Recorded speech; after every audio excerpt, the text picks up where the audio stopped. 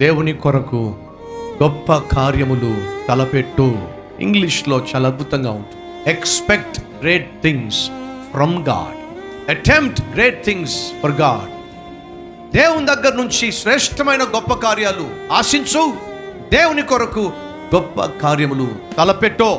ఈరోజు ఈ మాటలు వింటున్న ప్రియ సహోదరులు సహోదరులు, మన విశ్వాసమునకు కర్త, దానికి ఆధారము మన ప్రభు అయిన యేసుక్రీస్తు.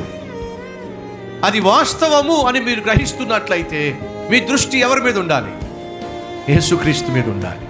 ఒకసారి మీ దృష్టి యేసుక్రీస్తు మీద ఉన్నట్లయితే ఆ దృష్టి మలచడానికి వీల్లేదు, లోకం వైపుకు తిరగడానికి వీల్లేదు. మన ఆత్మీయతకు ఆధారము మన విశ్వాసం, ఆ విశ్వాసానికి ఆధారము మన ప్రభు అయిన యేసుక్రీస్తు. కాబట్టి భక్తుడైన పౌలు అంటాడు, మన విశ్వాసమునకు కర్త అయిన దానిని కొనసాగించు యేసుక్రీస్తు వైపు చూస్తూ ఈ పరుగులో ముందుకు సాగండి.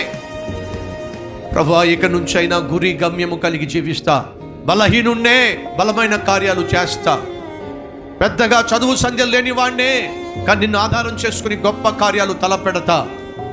ఈరోజు నీ జీవితంలో కూడా దేవుడు అది చేయాలని ఆశపడుతున్నాడు. విశ్వసిస్తే ప్రార్థన.